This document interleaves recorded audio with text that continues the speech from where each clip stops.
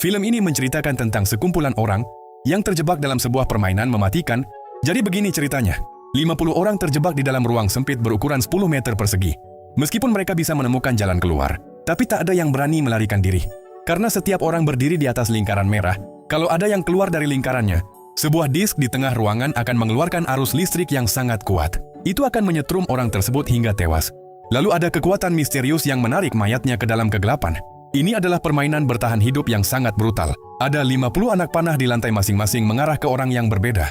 Orang-orang bisa memutar telapak tangan mereka untuk memilih panah dan mengepalkan tangan untuk mengonfirmasi pilihannya. Orang yang sesuai dengan panah yang terpilih akan disetrum sampai tewas.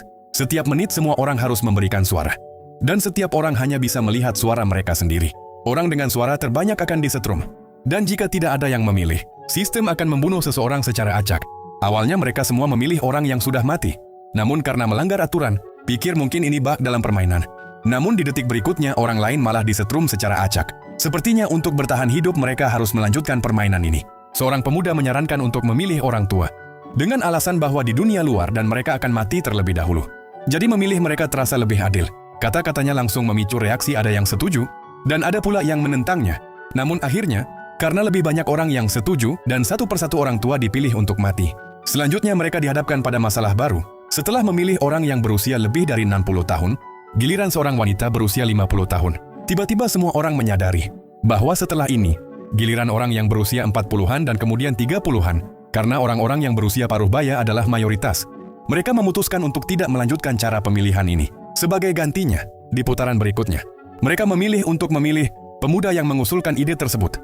Lalu bagaimana permainan ini akan berlanjut? Seseorang berpikir kalau semua orang mendapat jumlah suara yang sama, mungkin tidak ada yang akan mati.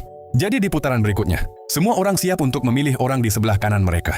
Namun sebelum waktu voting habis, seorang pria berambut panjang dan seorang wanita hamil, keduanya mendapatkan 2 suara. Ternyata pria berambut panjang itu telah melanggar kesepakatannya. Diam-diam memilih wanita hamil. John yang ada di belakangnya melihat perilaku tercela itu dan mengubah gerakannya memilih pria berambut panjang itu. Setelah mengetahui kebenarannya, orang-orang yang tersisa langsung memilih pria berambut panjang tersebut.